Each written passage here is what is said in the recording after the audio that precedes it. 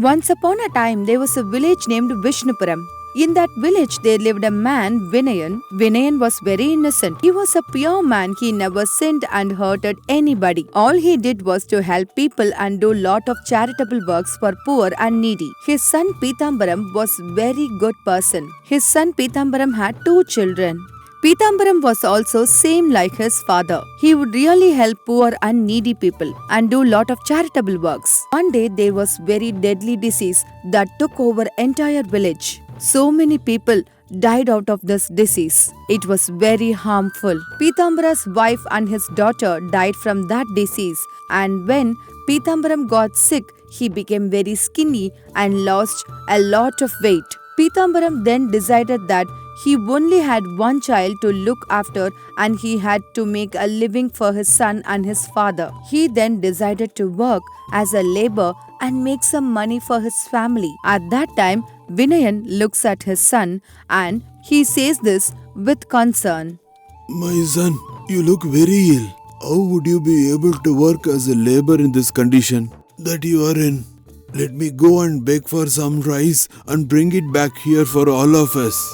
Even after hearing what his father said, Pitambaram doesn't listen and he says this. I'm still alive, father. You need not beg for anything as long as I'm here. Just now, they have started asking for people to work in the fields. Let me go there and get the job myself. Pitambaram then left for the fields to work.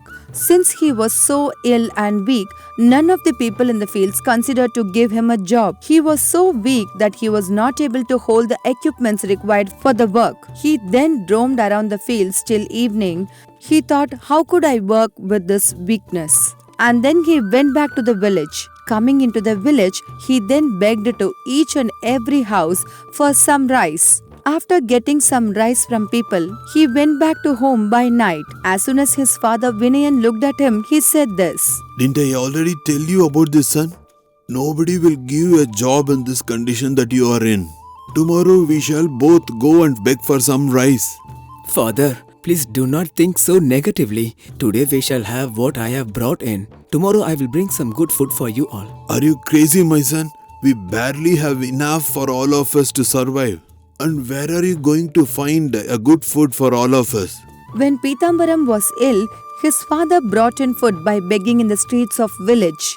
Pitambaram did not like this incident, and since Pitambaram could only get a job after he had regained his strength, even he did not know what to do. He started thinking about doing illegal activities to make money, even though he had never done anything wrong in his entire life.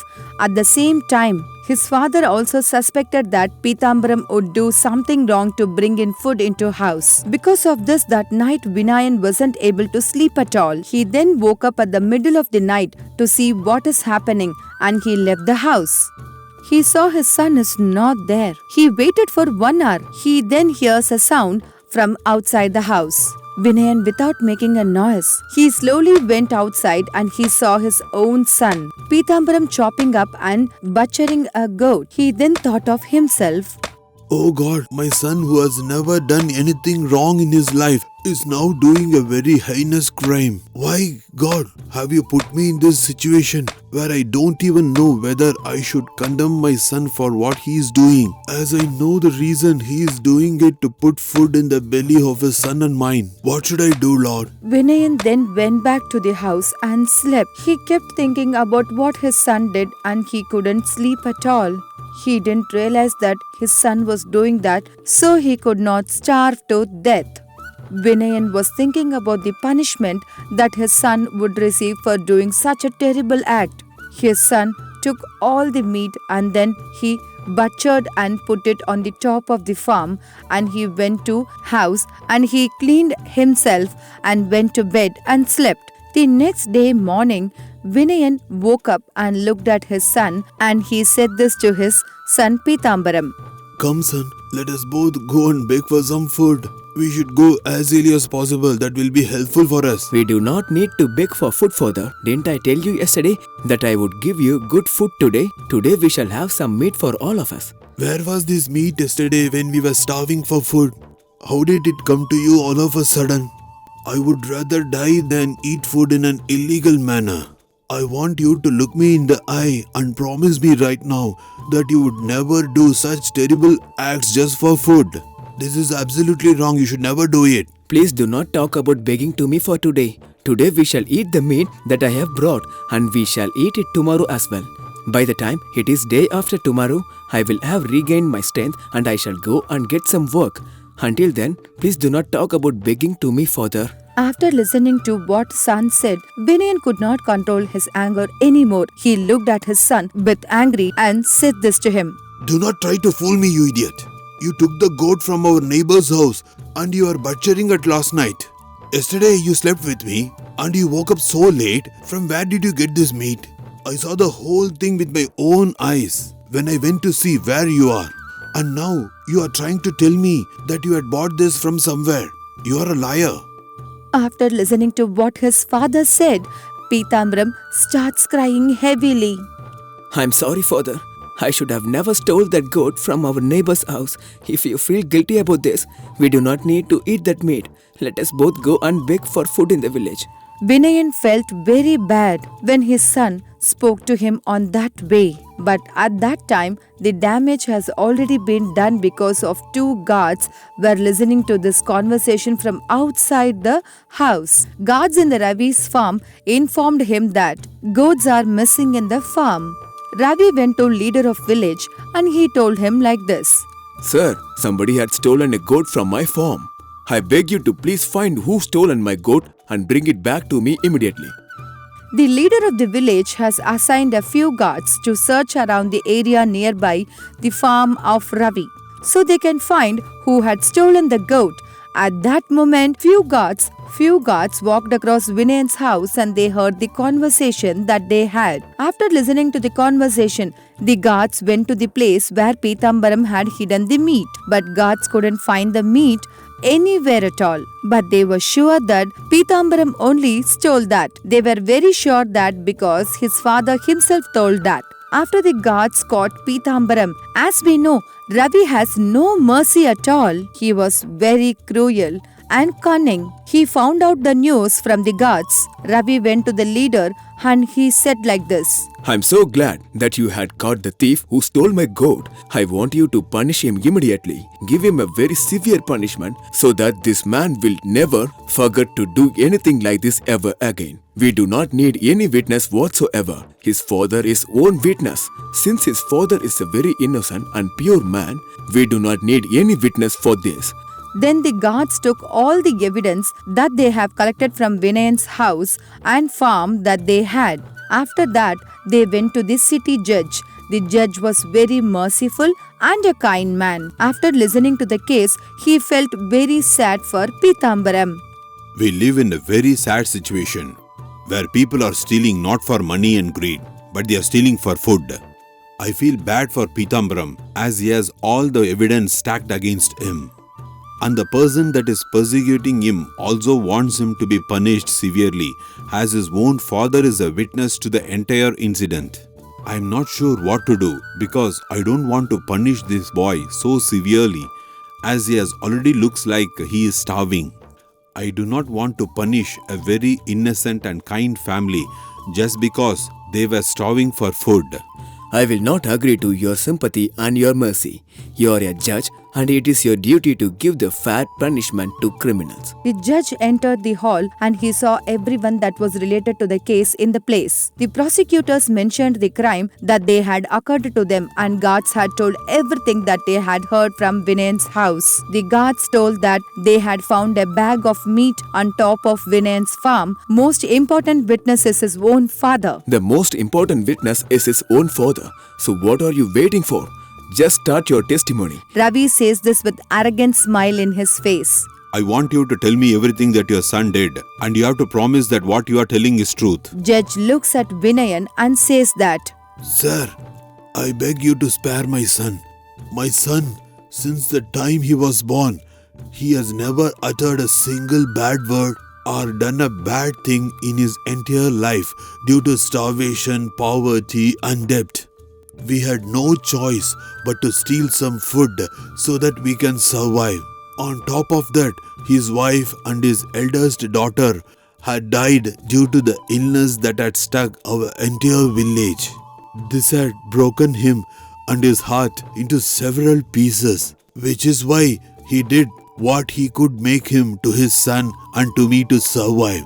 We only caught the goat, but we did not eat it at all. What we did to the goat, we had kept it on the top of our farm. I did not see my son steal it, and I also saw my son butcher it. Please do not punish him anymore. I beg you, sir, please give him another chance. He has promised me that he will not steal anymore, sir. We shall never do this again, sir. The old man says this with tears in his eyes, but Ravi starts smiling and looks at the judge. The entire room, including the judges and guards, looked at Ravi with a disgust and anger. At that moment, judge thinks this for a while and he says like this to Ravi. There is not sufficient evidence to prove that Pitambaram was the man that stole the goat. Do you have any more evidence to prove your case? After listening to what judge said, Ravi becomes angry and says like this. Didn't you heard the testimony that his father gave? What else witness do you need for this? How I am supposed to know that the goat that was butchered was yours? Do you have any identifying features to claim that it is your goat? Where is the goat's skin? So far, there is no evidence that the goat that was butchered was yours. Someone else could have stolen your goat, no?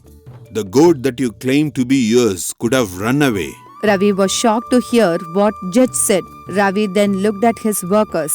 His workers then looked at the guards. In a helpless manner, Ravi said to judge like this. We tried to find the skin wherever we could, but we were unable to find the skin. I'm pretty sure he is the man that stole my goat. We cannot do that unless and until you find me that skin and prove to me that it is your goat. I cannot punish Pitambaram in any shape or form. Pitambaram and his father are allowed to eat the meat as much as they want to, and they will not be punished whatsoever. Both Pitambaram and his father is allowed to leave right now. Both Pitambaram and his father folded their hands towards the judge and they thanked him for what he had done for them. After Pitambaram and his father left, the judge looked at the guards and said this. Listen to me, my gods. If we need to find justice for Rabbi, we need to make sure that you have to find the skin of that goat. So please make sure you go and search everywhere. After listening to what the judge said, everybody in the court left. Ravi couldn't do anything. He has to accept it and go. After everybody left, judge told his helper like this. Thank you so much for the idea that you have given me. If you did not hide the skin of the goat, I would have been forced to punish Pitambaram for stealing the goat, and I wouldn't have been able to live with myself for the rest of my life, knowing that I had punished a man for quenching his hunger. Thank you so much for your idea. Even though Pitambaram was the man that had stolen the goat that day, it is fair that he did only because of the situation around him. He had truly never stolen or done anything bad in his entire life before that. Even though he was at the brink of death due to starvation, his own father was able to tell the truth and not cause any harm to justice. What had transpired today was not right for justice, but was right for dharma. The decision that we made today was correct. Judge then allotted a guards to visit Pitambaram house every month and provide them with groceries and food items. Pitambaram also got a job due to the help of judge, and since that day onwards they have never starved for food ever in their life. Pitambaram and his family lived happily.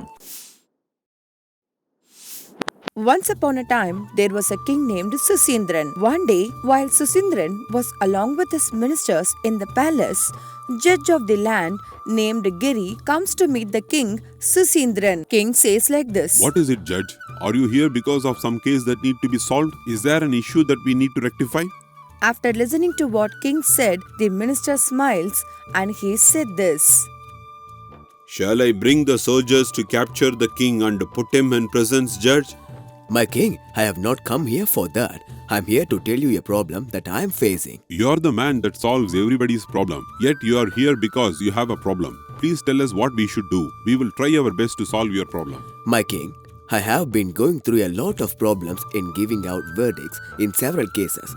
Because nowadays people are very smart. while they are even committing heinous crimes. It is becoming very difficult for me to give out the correct verdict, which is just unfair. Because it is hard for me to go through every detail and analyze each and every case along with the accusers and accusations. Therefore, I would kindly request you to allot me an assistant judge so that he can help me in solving these issues as soon as I can, and the judgment to the people will also become easier.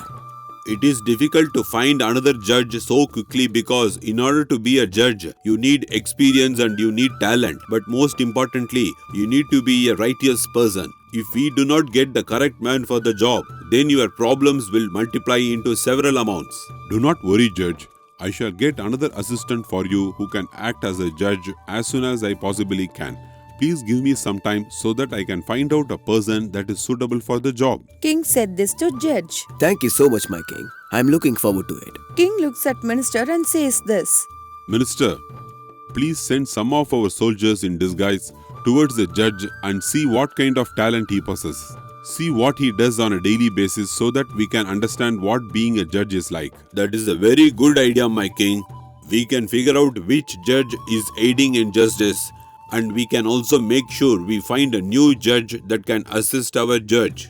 The minister immediately appoints few soldiers and disguises them with normal clothing. He then sends them towards the city to research and analyze as much as they can, and once they come back, they gave the minister a lot of information that is vital towards the research. The minister goes back to the king and he says like this.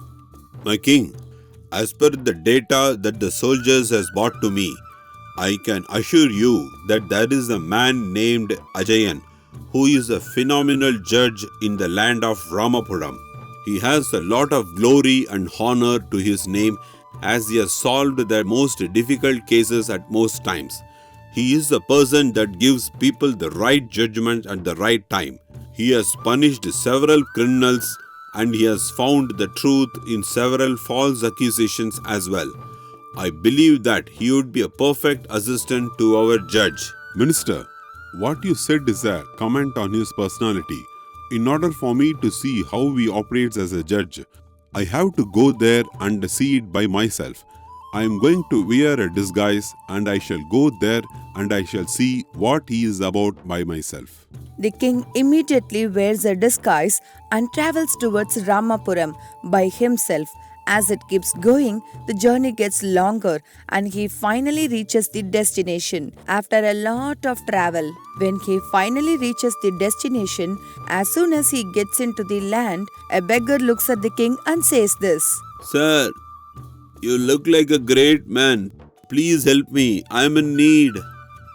The king felt bad for him and he gave few coins to the beggar. After that, King started riding his horse towards the village, but he still sees beggar chasing him and following him. King says like this. I gave you what you needed. Now why are you still chasing me? What more do you want? There is an event that is occurring in this village. My leg is broken, so it will take me a long time for a cripple like me to reach the event. If you can help me, could you please take me in your horse so that I can reach there a little early? After that, I shall never see you again. The king then takes a beggar towards the back of his horse and he starts riding and he takes him towards the event that he was mentioning. King says like this. You can get down now. The place that you were mentioning has arrived. Yes, this is the place that I mentioned. But first, I want you to get down. After listening to what beggar said, King assumed that he said because he couldn't get down by himself because of his broken leg. So King got down from the horse and said this. Come, hold my hand and get down from the horse safely. What? Why should I get down from the horse? Who are you to tell me that? I took pity on you and I took you in this horse. After listening to what beggar said, the king is absolutely confused. I felt bad for you and I took you on this horse and now you are insulting me. Be respectful and keep your mouth shut. First, get out of this horse. After listening to what King said, the beggar gets very angry and he says this. This horse belonged to me. Why would I leave? First, you get out of this place. This is too bad. I have never seen more injustice in my life like this. I felt bad for you and I gave you this ride with my horse. and now you are taking my horse from me. That is fine. You can leave here with my horse, but there is a judge in this town. I shall get my justice from him." No matter how intelligent the judge is, he will always think that a man who is a cripple like me will always have a horse. He will not think a man like you will have a horse. After listening to beggar, the king replies to the beggar like this. "Fine. Let us see what judgment that will come for both of us. Let us go and visit the judge immediately." Fine, let us go together. I have no fear whatsoever about this. The king and the beggar traveled towards the judge to meet him and to find the judgment for their issue. As they were traveling, they saw a large crowd gathering around Ajay's solved case right in front of them. At that moment, they saw a man speaking to Ajayan. Already there were some cases which Ajayan was looking for. There was an officer who explains Ajayan about the case. Sir, one of these men is accountant and the other man is a farmer. Both of them claim that this woman is their wife and that they have married her for a long time. But the problem in this issue is that this wife cannot speak and she is not mentally well. Because of this, we cannot really know from our side what the truth is. Therefore, how can we solve this issue, sir? After listening to what the man said, Ajayan replied like this. Fine. Leave this woman here with me and I shall give you the judgment tomorrow. After both of these men left, after that, man talks about the another case to the judge Ajayan. Both the king and beggar was watching this as it was happening. This man is a laborer and he has an issue that needs to be solved. Tell us what your issue is immediately. Ajayan looks at both of these men and he sees the difference between them. The laborer has few coins in his pocket, whereas the oil manufacturer has oil in his hand. Sir, this man said that he wanted to purchase some oil from me, and then he did not purchase us anything, and he just stole all the coins that I had in my pocket, and he ran away. Please bring it back to me, sir. After listening to what the oil manufacturer said, the laborer replies. Sir, it is true that I went to speak to this man to purchase some oil. When I took out the coins in my pocket to count how much was in them, he immediately held my hand and he started saying that those coins were his. After listening to both of these men, judge replies like this. Fine. Give me the coins right now and I shall give you the verdict by tomorrow. The judge looks for the next case. After both of these men left, the king and the beggar walks towards the judge and they stand in front of him. The man looks at the king and the beggar and he says, Both of you please tell what your problem is. "Sir, I came to this town to attend a very auspicious event. While I was in the outskirts of this town, I saw this beggar begging for some money. I gave him some money and then as I kept moving, he said that he wanted a ride because he could not walk. So then I gave him a ride. Once I reached the town, he started claiming that my horse was his. Please help me with this, sir." After listening to what the king said, the beggar also replies. Sir, as you can see, I am a cripple. I can never move without a horse. I always have a horse. When I saw this man walking, he was having a hard time moving around. So he asked me for a lift. I gave him a lift. But after that, once I reached the destination, he started claiming that the horse was his. Please, sir, you have to give me justice in this situation. After listening to what both of them said, judge thought for a minute and he said like this. Please leave this horse here for me and I shall evaluate it and give you a verdict by tomorrow. The very next day, every single person that their case to be solved had arrived. That time, the judge looks at the first case and he says this to the accountant like this. This woman is your wife. You can take her back to your house. This farmer had made a false accusation, so he is going to get whipped severely as that is his punishment. The judge looks for the next case. He then looks at the laborer and he says this. This money belongs to you. You can take it because the oil manufacturer had given a false accusation. He will be whipped several times. Judge gave the money to the laborer and sent both of them away. Then he called king and the beggar. I have taken your horse and I have hidden among 30 other horses. Will one of you be able to find out which horse that is? After listening to what judge said, king replied like this. "Not just 30 horses. Even if you put my horse among 100 horses, I would be able to find him." After the king said that, Even the beggar said, I could also find the horse. Alright then, you can come with me first. Judge immediately takes the king into the horse stable where there are several horses. The king immediately identifies the horse that belongs to him. Fine. Now you shall go back to the place and ask the beggar to come here immediately. After the king goes, he brings beggar back to the horse stable. The beggar also identifies the horse, just like the king did. After that, Judge goes back to the tree and he says like this to the king. That horse belongs to you. You can take that horse and leave for making a false accusation. The beggar will be lashed severally 50 times. After listening to the judgment that Ajayan gave, the king was very surprised. All the cases for the day was over and everybody left, but the king stayed back and he was waiting. Ajayan looked and said this. Why are you still standing here? Are you not satisfied with the verdict that I had given you? I am very glad that you have given me the just verdict. I do not know about the other cases, but I believe you would have done a great job and given the right verdict as well. But what I am not able to understand is how you are able to come up with these verdicts in such a short time. And how were you able to find out who is telling the truth and who is lying? That is my confusion. It is very easy to give out verdicts if you think about it. Take the case of accountant's wife. Yesterday I took the accountant's wife into my house and I asked her to refill a pen.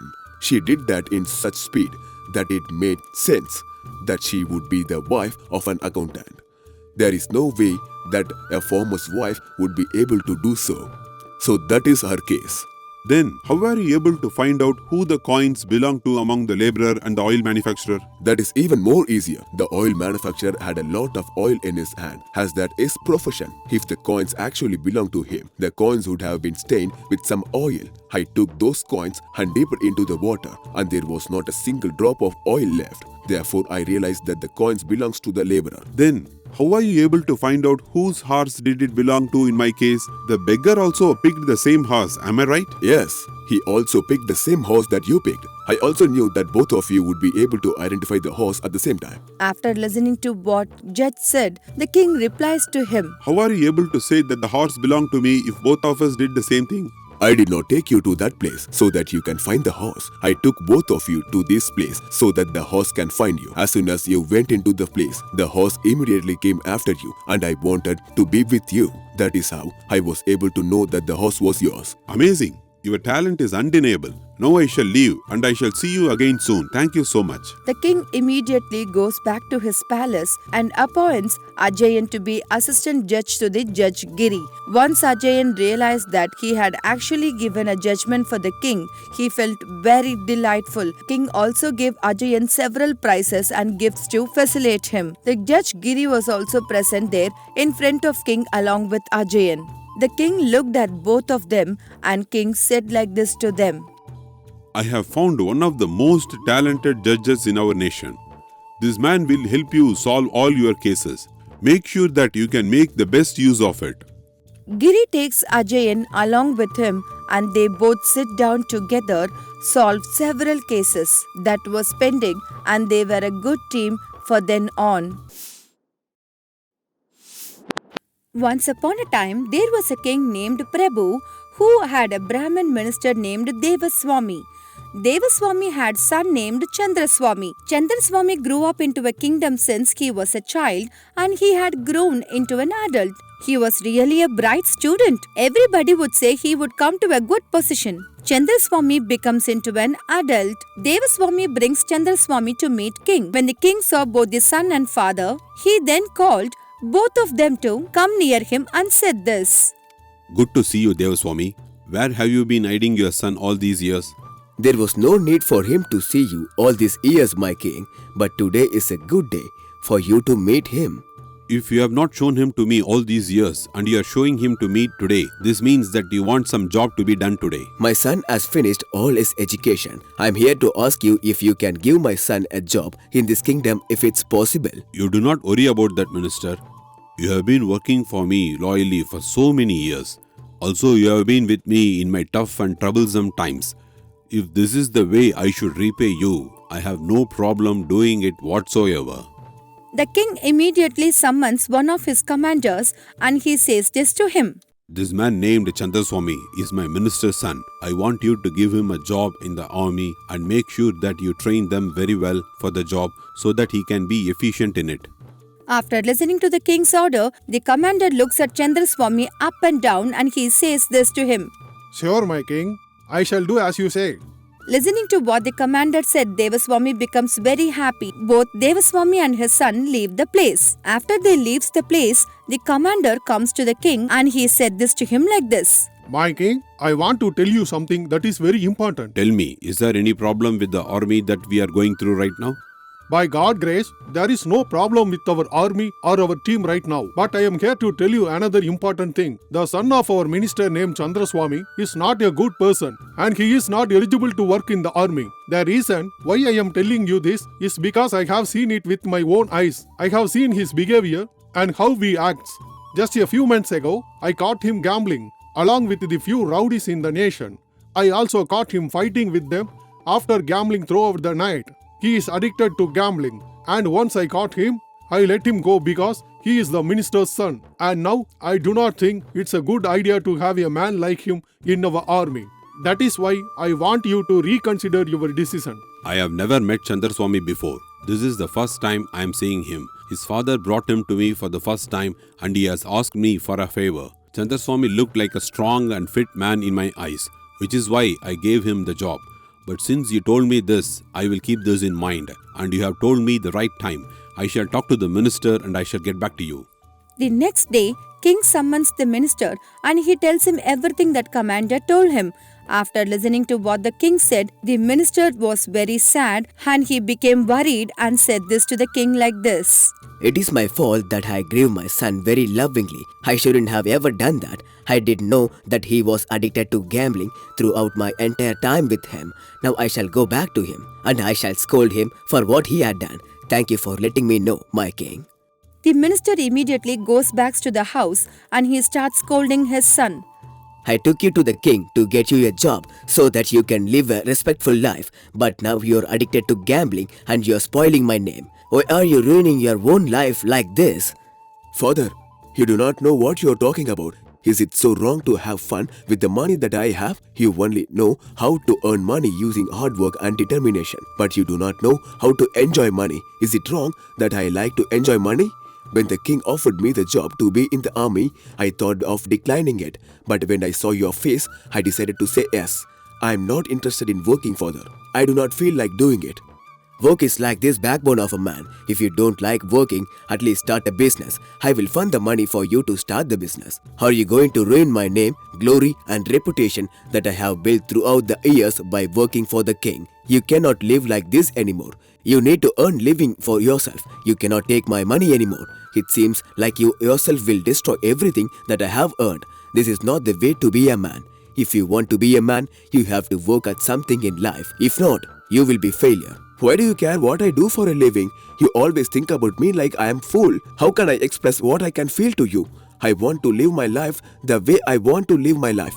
Stop interfering with my thoughts and opinions.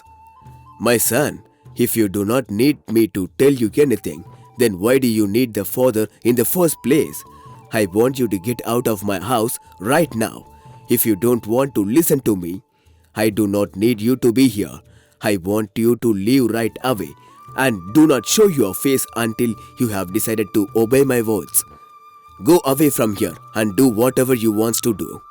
Chandraswamy becomes very angry and upset and he leaves the house in rage. As soon as he left the house, he did not know how to survive. After weeks of staying away from his house, Chandraswamy was found beaten up and wounded and he was unconscious in the forest. Priest was walking towards the forest and he saw Chandraswamy beaten up body and he felt sad for him. He carried Chandraswamy and took him to ashram. I do not know who you are, but you seem like the man who has served my life. You are like a god to me. I do not know how to repay you, but I shall give my gratitude to you too. There is no need to thank me, my friend. First, let your body heal from its wounds completely. Sir, please listen to me. I know everything about you, my friend.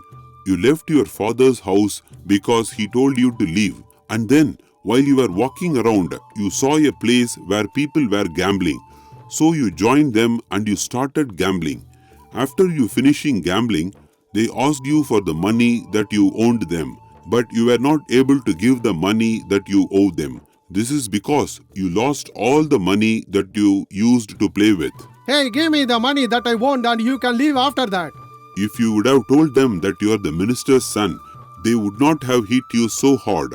But you did not want them to know that you were the minister's son, because you did not want to embarrass his name in front of the entire nation, knowing that you did not have the money. They started beating you up severely. After they beat you up so bad, you were unconscious and you did not get up. The shopkeeper of the tavern felt very scared because he thought you were dead. So he asked his co-workers in the middle of the night to carry you and dump you in the middle of the forest where there is a lake or a pit. Guys, take this body and dump it in a pit or a lake in the forest. Those men grabbed your body and they went towards the forest. As they were in the forest, they were unable to find a pit or a lake, and your weight was too heavy on them, and they started getting tired at that moment. They said, What is this? I am not able to find a single pit or a lake in this forest. What shall we do? I don't care. Let us just dump him here and let us go and tell our boss that we put him in a lake. They just dumped you in the middle of the forest out of nowhere. That is when I saw you and I saved your life. After that I gave treatment to you and now you are speaking to me. After listening to what priest said, Chandraswami was absolutely shocked to understand that priest knows everything about him. Enough of the conversation. Let me give you something to eat. Come over here, my friend. Chandraswami was quite confused as how the priest would have food to give in the middle of the forest. While he was wondering, the priest immediately used his powers and his magic to transport Chandraswami into another realm. Chandraswami was transported into a place which looked like a city. Right next to him there was a house. He was shocked and confused to see all those things. Two beautiful women walked out of the house. They looked at Chandraswami and said this, Sir, please come with us. It is an honor and a privilege for us to give your food. Chandraswami went with those two women and he had very delicious meal.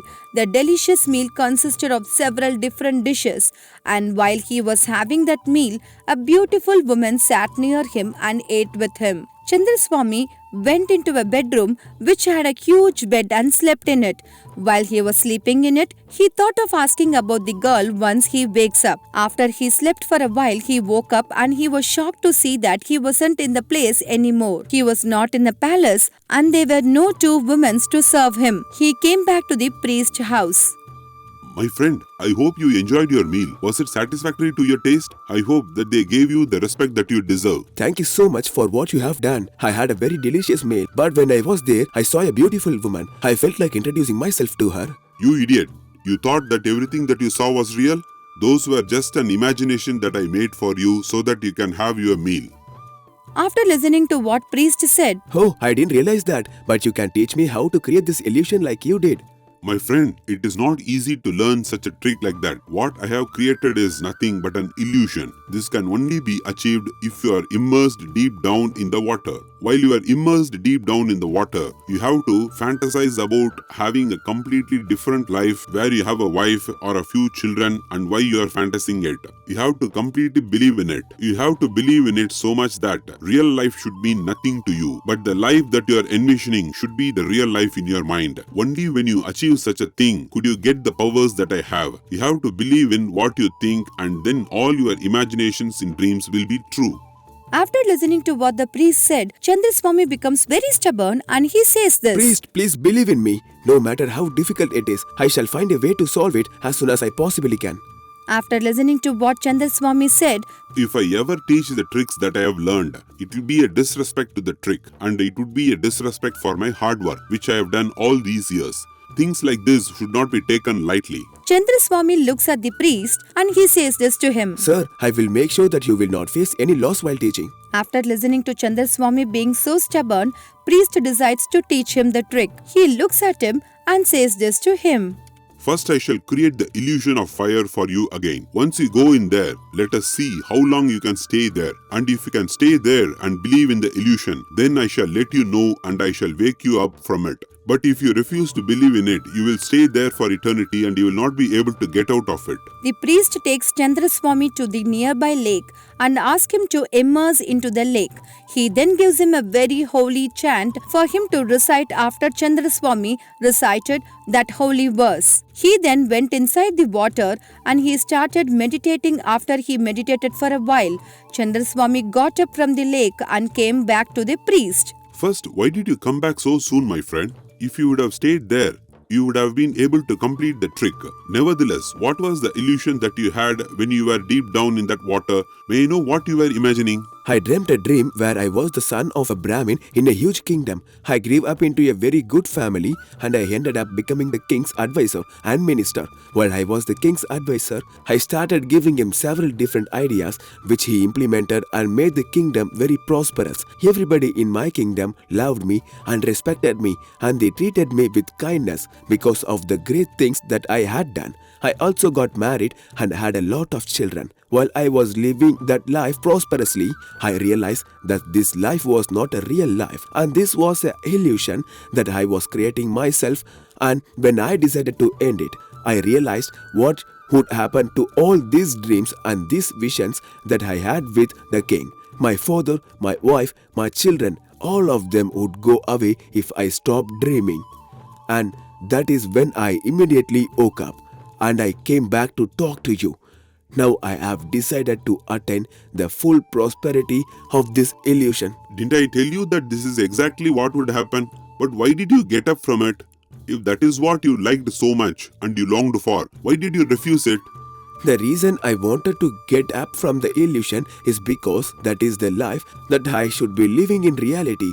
Those are the dreams and wishes that my father had for me in my real life. Even though it felt pleasurable in my dreams and illusion, I needed to make these things happen in my real life, and I am pretty sure that you knew about this. You showed the life that I could have lived right in front of my eyes to make a change in my character. Instead of lecturing me about how should I live, he showed me the life that I would have if I would have lived the right way, just like my father said. I thank you so much for enlightening me with your magic and your illusion. Now I shall make my illusion and dream come true. By living the life that I am supposed to live, I shall obey my father's words. Thank you so much, my priest.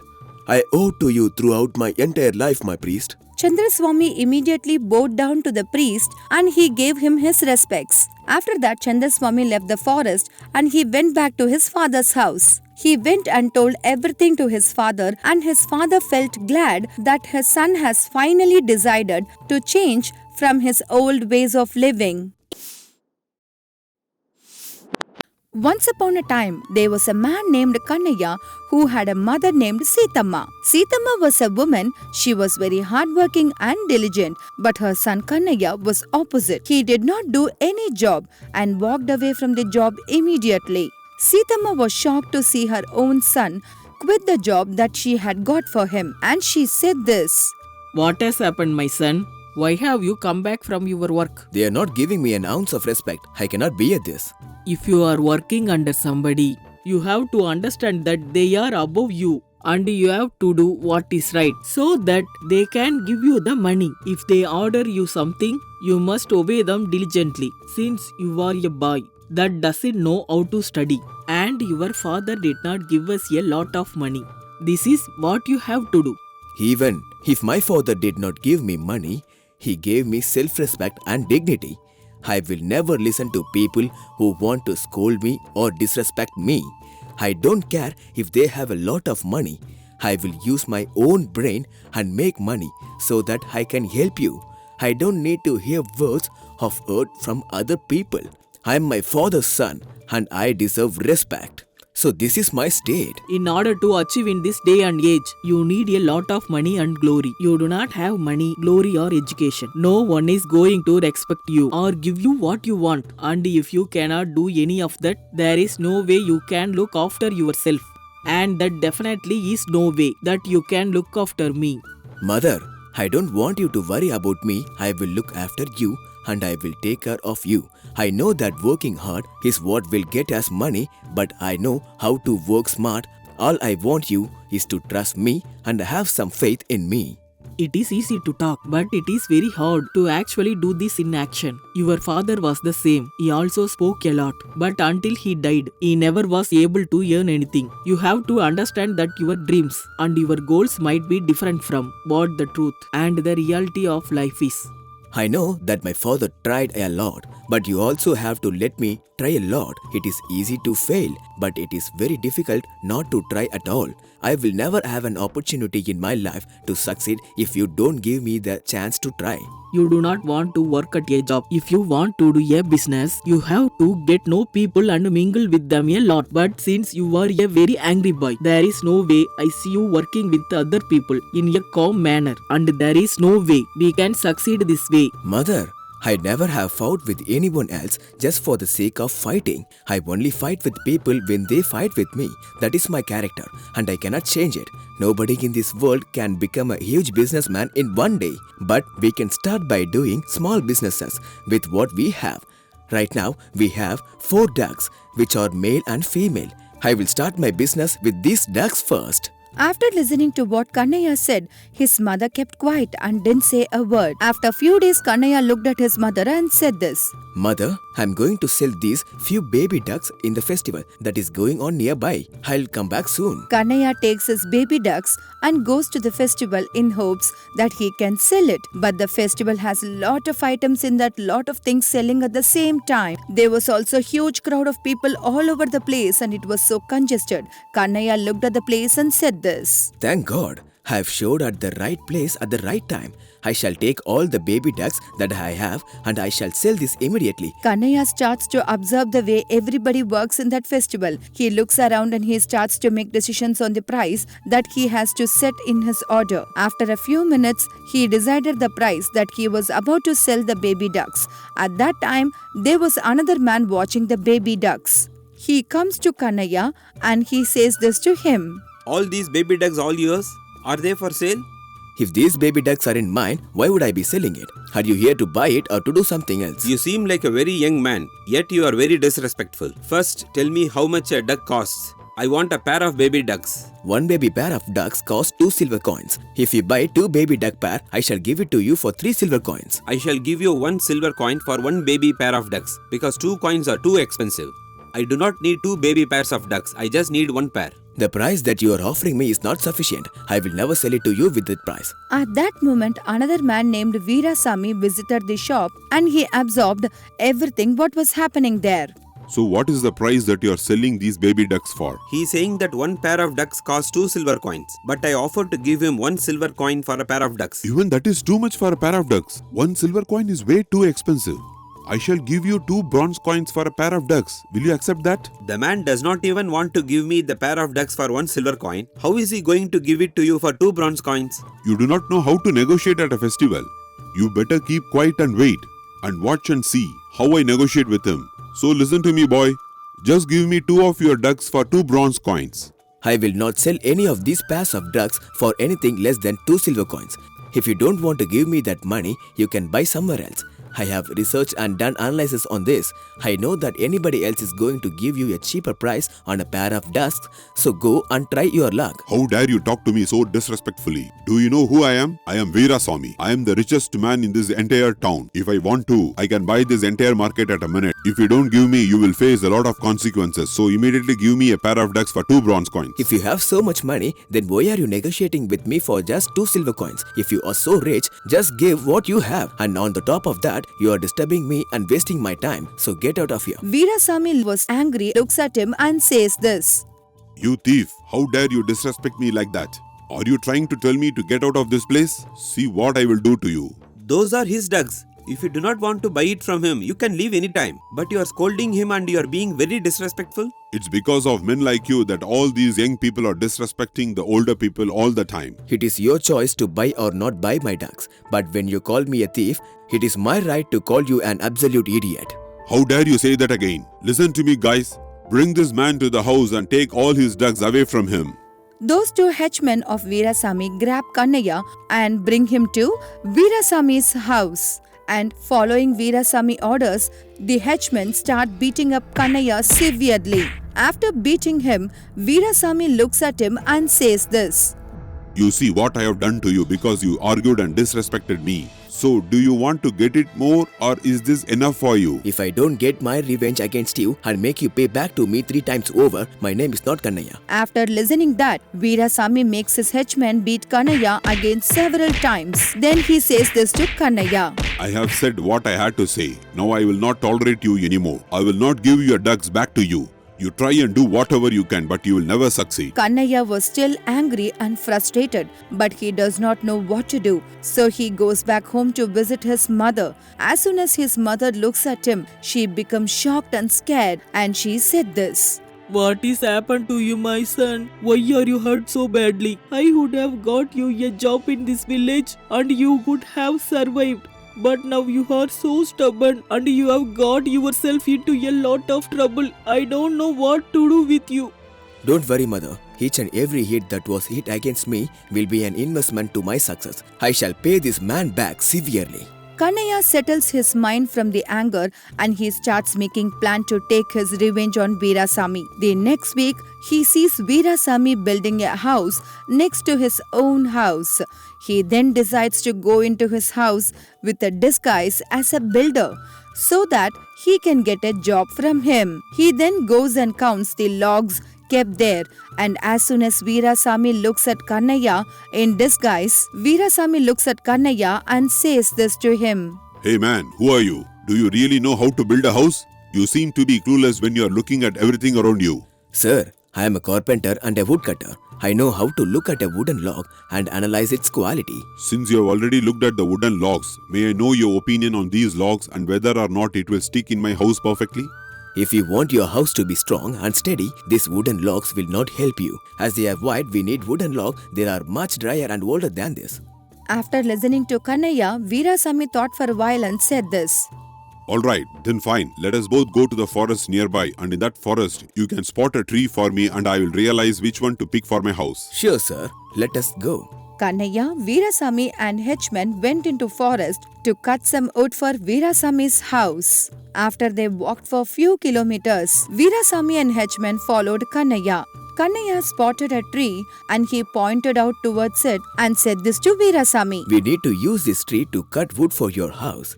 This tree would be efficient in building a strong house for your foundation. If you trust me, could you please check this tree for yourself? When Veerasamy tries to hug the tree with his 2 hands, Kannaya takes a rope and he ties Veerasamy's arms as he was hugging the tree. He then takes a branch out of the tree and starts beating Veerasamy until his vengeance left him. After beating, he said this. I am not that woodcutter that you know. I am Kannaya who was selling you ducks. Did you remember what I told the last time I met you? That I will repay you back 3 times. This is the first time and there are still 2 more times to go. So, I hope you wait for me every single day. After Veerasamy was tired and hurt, Kannaya took money out of his purse and he ran away. The henchman was looking for where Veerasamy was and after few minutes, they found where he was. Once they found him, they took him back home. The next day, while Veerasamy was bedridden in his house, Kannaya disguised himself as a doctor and went into Veerasamy's house and he said this. I heard that your boss is very ill and sick. I am a doctor and I am pretty sure that I can heal your boss's injury.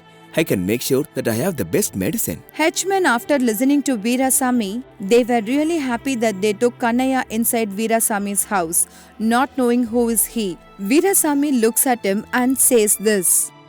Sir, please help me. I am not able to walk anymore. I have been injured and hurt by a man and I am unable to even sit properly.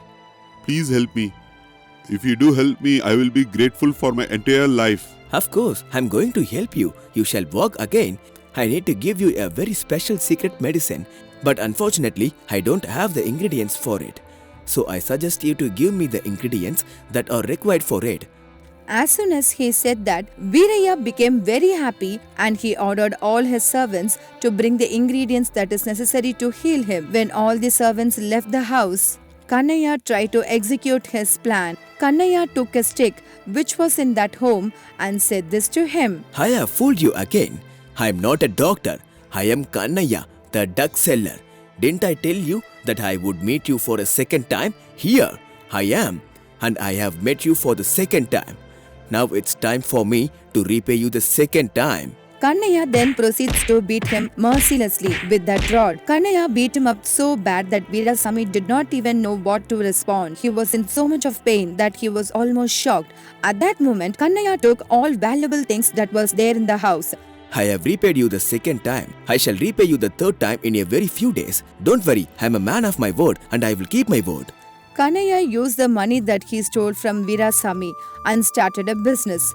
He started making lot of profits and his mother was very happy about Kannaya's success. Meanwhile, Veerasamy was still on lot of pain, but he started to walk fearing that Kannaya might meet him again for third time. He never forgot that. He started roaming around in 10 men along with them so that nobody can attack him. But Kannaya still wanted to take revenge for the third time as well. So one day, Kannaya went into festival to see whether Veerasamy is attending the festival. Kannaya looked at the man who was selling horses. Kannaya thought to buy the horse and went to him. Is this horse of a good breed? Can it run very fast or it is very weak? This horse is the greatest horse of all breeds. If you start using this horse, it can run for miles and hours without even stopping. At that moment, Veerasamy enters the festival on bullock cart along with 10 men surrounding him. As soon as the Kannaya looks at him, he gets an idea. He says this information to horse seller. If you do as I say, I promise I shall buy your house. Please tell me what I need to do. Can you see that man over there? He is Veerasamy. I want you to go to him and tell him that you are the duck seller Kannaya. As soon as you say that, I want you to run back towards me. The horse seller then gets on his horse and goes towards the Veerasamy and he says this. I am the duck seller Kannaya. The henchmen were quite unsure of what to do. At that moment, Veerasamy gets frustrated and takes his bag of diamonds and shows this to them. Veerasamy then says this. Hey guys, listen to me. That is Kannaya. Go and catch him immediately and beat him up. Whoever catches him, I shall give him 2 silver coins. The henchman looked at Veerasamy and stood like that. Veerasamy understood the situation. He then took the diamonds from his pocket. Alright then, if you go and catch him, I shall give you 2 diamonds. Is that sufficient for you? Catch him immediately. As soon as they heard the word from Veerasamy, henchmen ran behind a person who was running on the horse. Veerasamy walks into the festival with his bullock cart. At that moment, Kannaya goes towards him and slaps him several times in front of entire festival and says this. That man was the not duck seller Kannaya. I am the duck seller Kannaya. Now I have given you the third punishment that you deserve. Now you can do whatever you want. Kannaya then takes the diamonds from Veerasamy. Kannaya says this. Youngsters like me are like the volcano. If you irritate us, we will burst out on you. Next time, keep your mouth shut and be respectful, or else I will destroy you and kill you.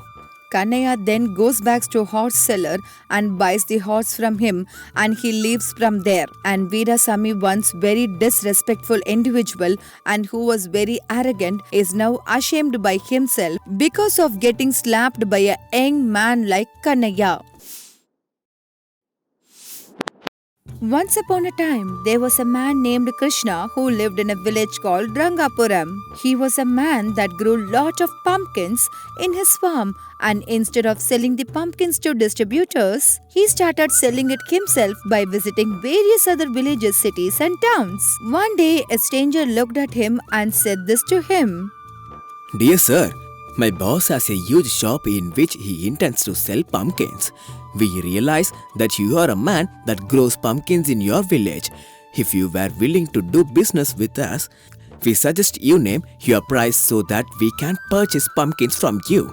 I'm very sorry. I've always desired to sell my own pumpkins by myself. Hence, I do not wish to sell the pumpkins to a distributor. I cannot understand what you are saying. Everybody all around these villages always sell their vegetables and fruits to my boss. They sell it with no issues and they get a lot of profits to themselves. They do not seem to have a problem with it at all, as it is very easy for them. Respected sir, I hope you understand what I am trying to say. I am a farmer. Working hard is something that I do on a daily basis. I do not want to give my vegetables to a distributor because I know that he will increase the price in his shop. My job is to give the best quality of vegetables to every single common person at a very cheap price. In that way, I increase my profits and at the same time, I give them a very healthy product. If I give it to a distributor, not only would my profits be less, but also the people would not be able to purchase it in a convenient price. This country is a country that respects farmers and I hope you respect me. After listening to what Krishna said, the man immediately left. Krishna then went to the pumpkins that he had and put those in the bullock cart. He then started traveling all around other villages and he reached the village named Udaygiri. It became very late at night and Krishna had decided to take some rest so that he can wake up tomorrow. As he was roaming around the village trying to find some shelter, an old man was standing outside of his house. He stopped Krishna and said this. You do not look like from this village. Are you new here? Sir, my name is Krishna. I am from Rangapuram village. I am a man who sells pumpkin to people all around this town. I was going towards a village named Udaygiri and I reached here. Since my cows are very tired and I am also here at night, I decided to find a shelter so that I can sleep and wake up tomorrow morning. You seem like a very influential man. Could you find me a place where I can sleep for the night? After listening to what Krishna said, old man replied, Don't worry about that. This village is too big. It can have place for men like you. Since you seem like a very nice person, why do you have to look around to find a place to sleep? You can sleep at my own house. I have a very big house. Krishna felt very glad that the old man was allowing him to stay in the house. The old man then prepared some food for him. Krishna ate all the food that he could. Krishna then kept his cart and pumpkins next to the old man's house. After that, Krishna and old man sat outside of their house and they were talking to each other. Thank you so much for your hospitality. It is because of men like you that there are a lot of good things happening around the world. Otherwise, I would have been roaming around this village trying to find a place to sleep. I really appreciate what you have done for me. You look like a man who makes honest living and you also a very hard-working farmer. It is the duty of men like me to help people like you. It would be a privilege and an honor for me to get some goodwill by helping other people in need. By the way, are these pumpkins from your farm that you made yourself or these pumpkins bought from another place? I would like to let you know that these pumpkins have grown in my own farm. I do not have that much money where I can buy pumpkins from other people. As they both were talking like that, after listening to what Krishna said, the old man looks at him and says this to him like this. What are you doing seems to be a very noble and righteous thing. Nowadays, people are forced to buy unhealthy products, vegetables and fruits from these retail businessmen. They buy the raw materials from men like you and they increase the price and they sell it in very harsh conditions. This forces the customers to purchase very ineffective products which causes them harm and they also spend a humongous amount of money for it is men like you have existed. It is because of the goodwill of the people and I hope you can continue what you are doing. Yes, sir. You are absolutely right. This is the exact reason why I have decided to sell my pumpkins directly to the people instead of giving them to the distributors. It is because of men like you that there are few people in this world that can be healthy and have good food for their children. With this mindset, even our nation will prosper and everybody in our country will also be much more healthier and they are. Anyway, it has become very late. After saying like this, old man gets up and goes into his house and Krishna decides to sleep. When he was sleeping, he thinks like this. Wow, what a great man this person is. His words and his generosity and kindness has deeply moved me. This man's opinions and views on things are also very noble and righteous. I hope a lot of people can encounter men like this in the future. Krishna immediately went to sleep. The next day, sun rose very lately as it is a cold season. Krishna also woke up. Krishna got up and Krishna decides to give his few pumpkins to the old man. But as he was moving around to see where his pumpkins were, he was shocked to see that only half of his pumpkins were there. He then went to the old man and he said this. Last night I kept all my pumpkins outside of your house, but unfortunately today morning as I was checking, I am not able to find half of the pumpkins. How dare you ask me such a question? I slept exactly when you went to bed last night. And how can you question my intentions? Is that what you are doing right now? I suggest you to leave from my house. At that moment, Krishna had decided that the old man was the one who stole all the pumpkins. He then gets very upset and says this. How can you do this to me? I thought you were such a good man, but you took all my pumpkins while I was asleep. How could you be such a cruel man? You are acting like a good man, but you are really a cheater. This is what I get for trusting strangers who are outside of this village. I should have never invited you to my house, and I should have never fed you dinner last night. How could you sleep at my own house and accuse me of something this terrible? When you spoke to me last night, I thought you were a great farmer who had great intentions. But today, I realize that you are nothing but a snake. The old man starts scolding him terribly. Krishna looks at the old man and says this.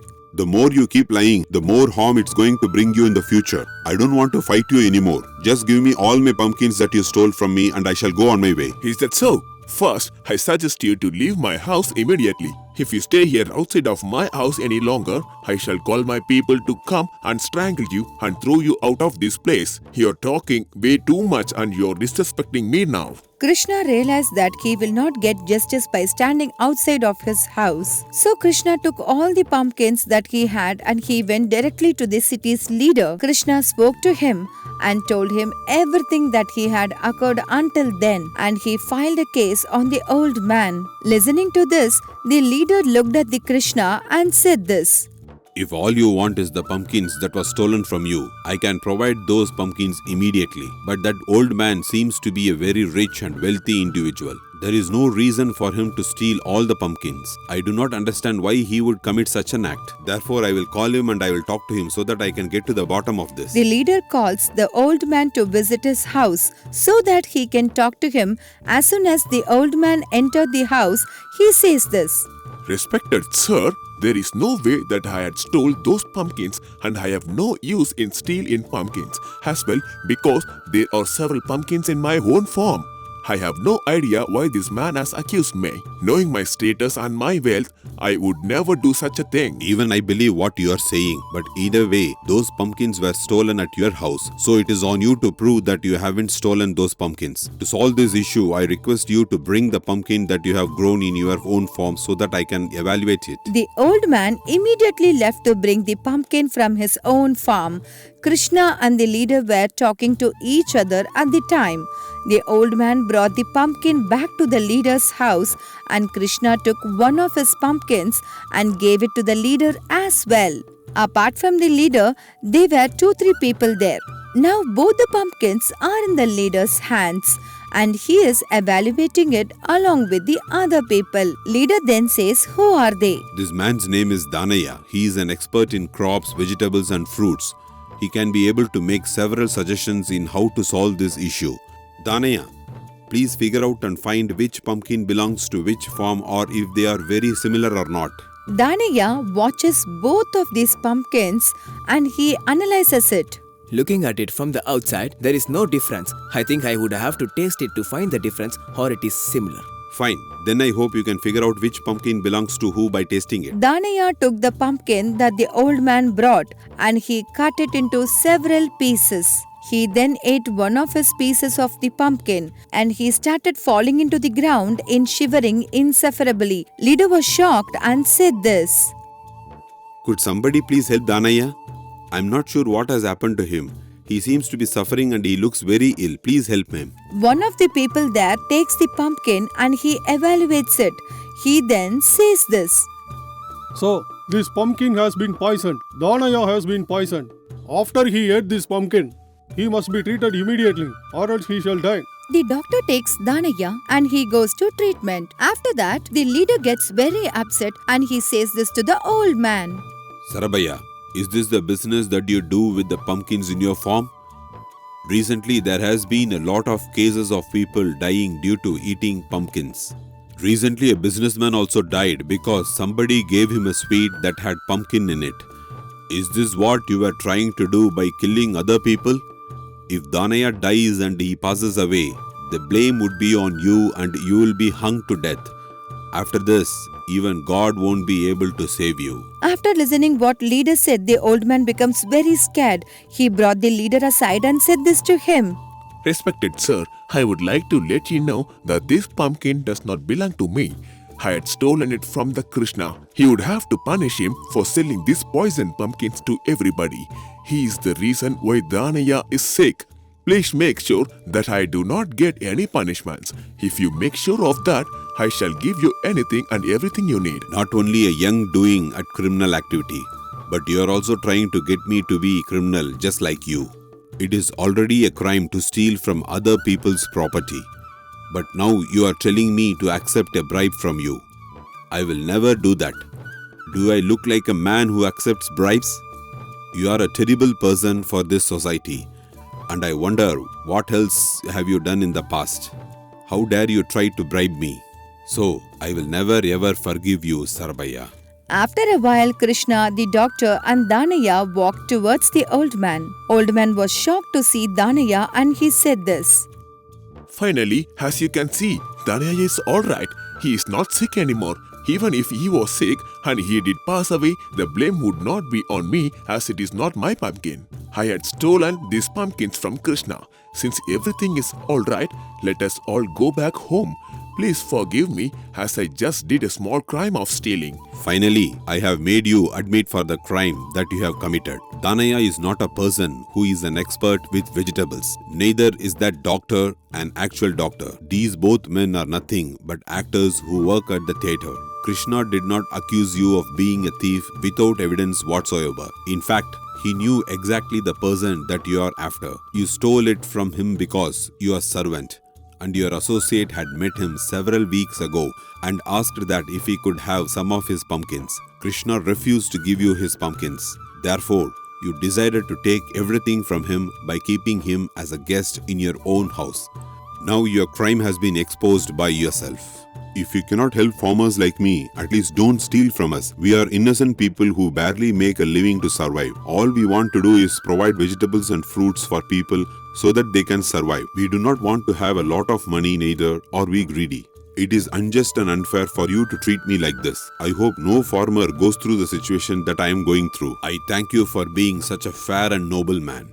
I will make sure that I punish this man for the crimes they have done against us well. After that, leader takes all the pumpkins that were stolen from him and gives it back to Krishna. If I hear another crime where a farmer has been cheated, I will punish them much more severely than before. No businessman or retailer or distributor can ever cheat a farmer again. After this story became famous all around the village, every single farmer decided to do what Krishna does. They started selling all the vegetables and fruits directly to the people.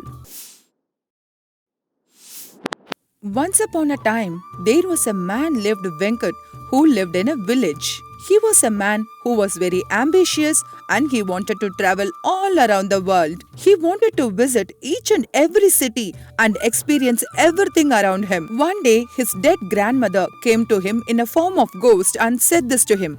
Listen to me, my grandson. I understand that you want to travel all around the world and visit each and every place. But you have to make me a promise that you will not visit the village named Vichitrapuram. You can visit anywhere you want, except for Vichitrapuram. That you have to promise me. Please don't go there. As soon as he heard the voice in the dream, he woke up to see who is there in his room, but no one was there. Then he realized that all he heard was nothing but a dream. Then he said to himself, I don't know why my grandmother is troubling me so much. She won't even let me sleep peacefully nowadays. He then woke up from his bed and went to the picture of his grandmother and said this to the picture of the grandmother. What is wrong with you, grandmother? Why won't you even let me sleep at peace? I don't even know what village you are referring to. I have never even heard of a village named Vichitrapuram. But since you told me and you troubled me without letting me sleep, I am immediately going to find where that village is. And I am going to visit Vichitrapuram at once. And if you come to my dreams one more time, I will strangle you and kill you one more time. Be careful, grandmother. Venkat is now absolutely intrigued about the village named Vichitrapuram because his grandmother came to him in a dream and warned him not to go there. He starts believing that there is something secret and special in the village. He tries his best to find out the information about Vichitrapuram, but he was unable to gather any resourceful information. But he wants to know about this village and go there, so he finds an idea. Venkat traveled along and he finds an old man and he says this to him. Sir, am I right in assuming that your age would be 97 years old? Yes, I'm old. But why do you care about how old I am? Why do you want to know my age? Sir, you have mistaken me. I have no concern over your age. The only thing I am concerned about your experience. You have lived a very long life. I would like to know if you have ever visited the village named Vichitrapuram. Old man listened to Venkat's question and he says this to him. I don't know anything about Vichitrapuram, but I'll be soon leaving to Yamapuri. If you want, you could come with me as well.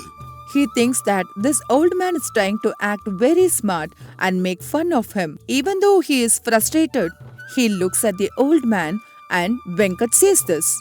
All of us would be going to Yamapuri one day. That is for certain. The older we get, the more closer. We are to go to afterlife. Even if I would not want to come with you to Yamapuri, eventually I would have to go there as I get old. But I want to go to Vichitrapuram as I am alive and well now.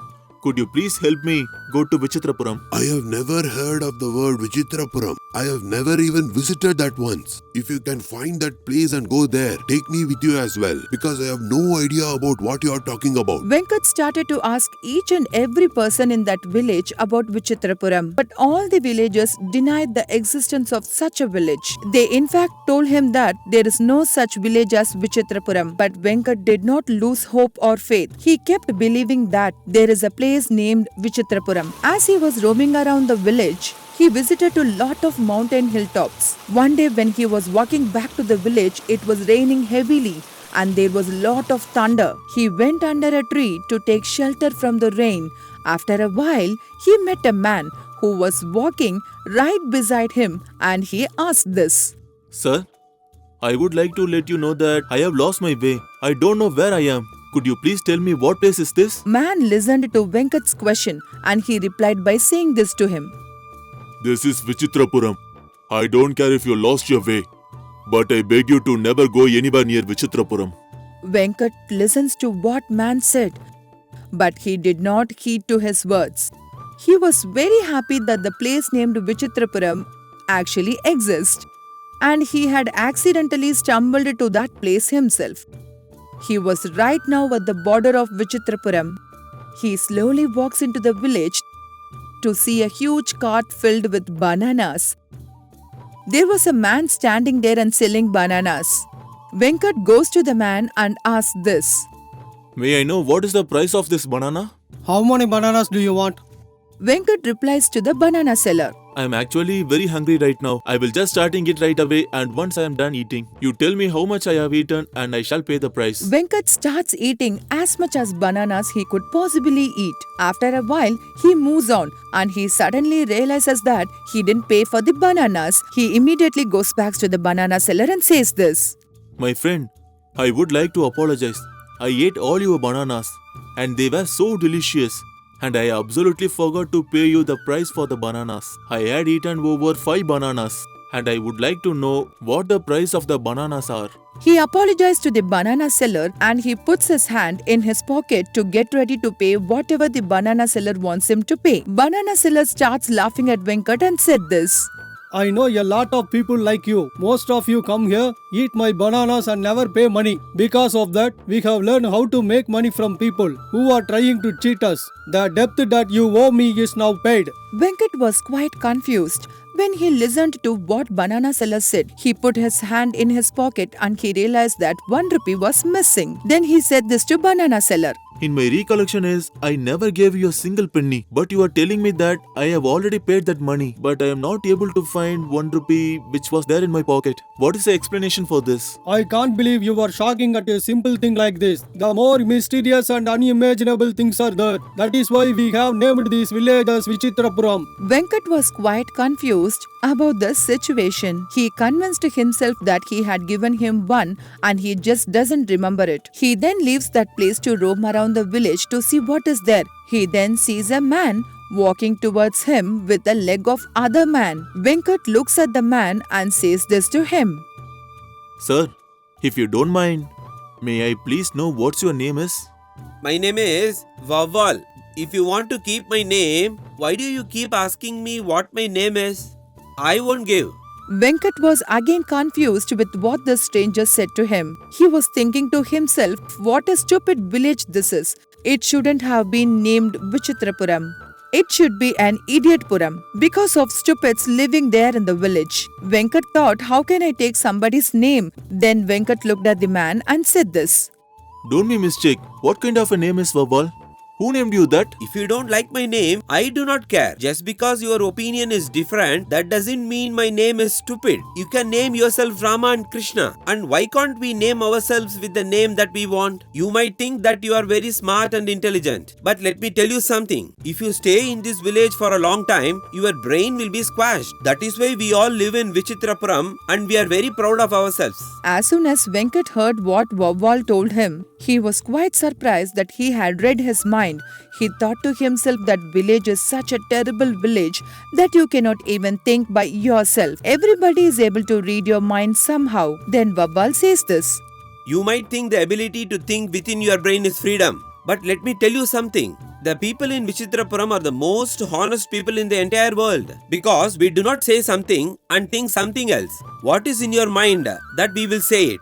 But we won't be like you. Vawal sir, I apologize. I like your name very much. It is a very good name and I also like this village very much. I would promise to never ever think bad about someone again. I just have one question. I have seen people taking chicken and goat to cook something. But you are taking a human leg to do something.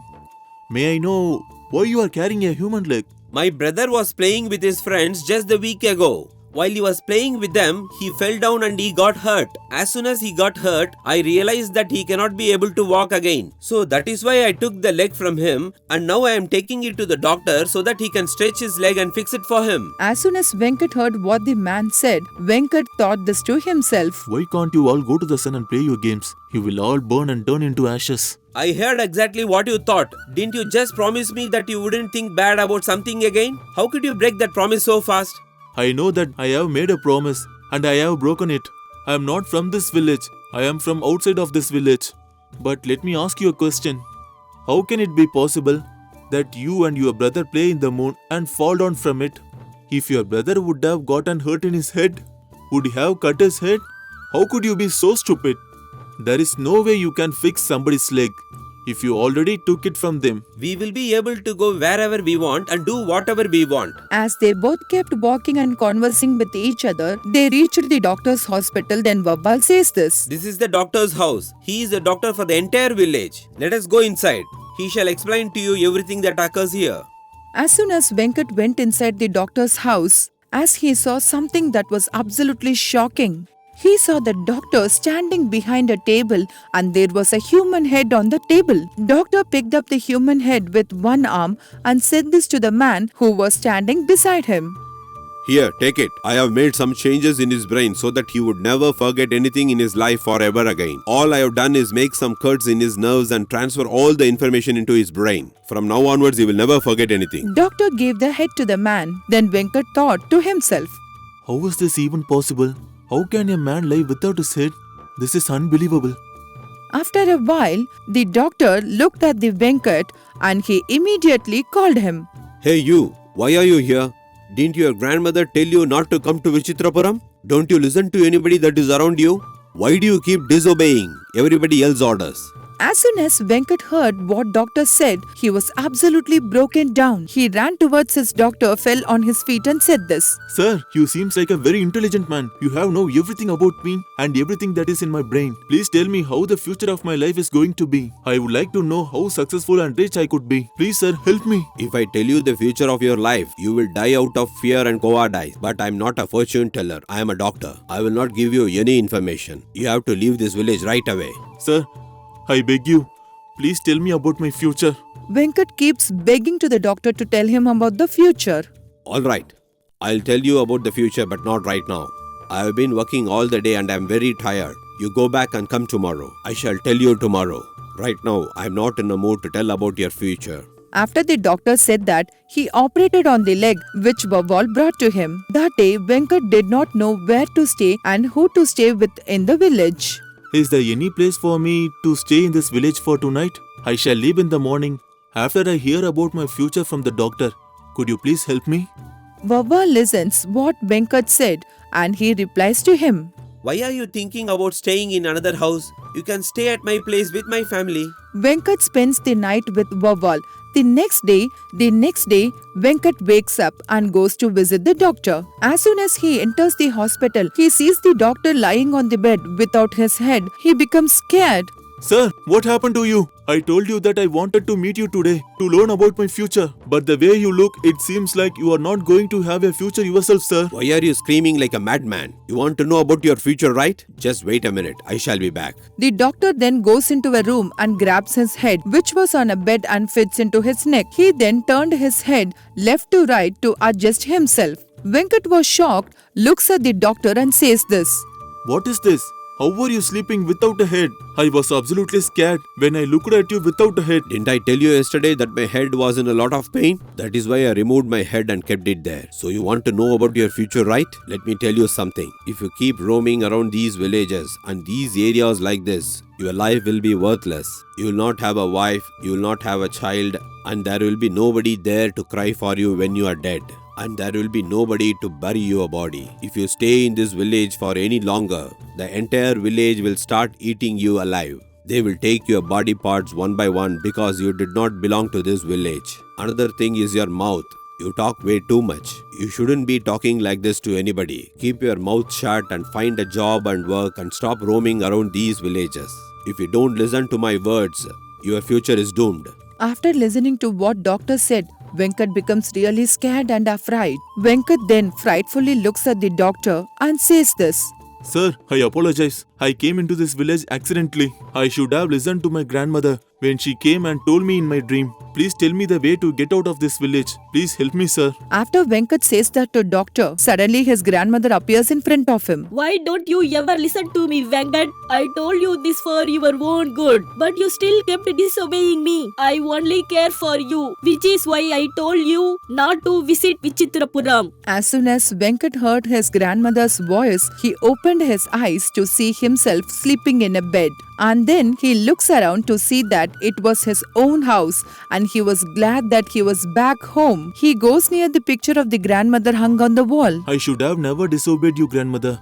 I should have listened to your words and never visited that village Vichitrapuram. From now onwards, I will be a responsible grandson who does his job and his work. And I shall earn a living instead of roaming around villages and cities. Please give me a blessings, grandmother. I shall start my journey to live a good life from now onwards. Venkat folds his hands towards the photo of his grandmother and gets blessing from her. Venkat realizes how valuable old people advisors are. He understands that he should always value the words of the older people as they are wise. And then they have lot of wisdom towards the world. From then, Venkat was happy. If you like this story, do like it, share it. For more news stories, please subscribe our New Stories Book English YouTube channel.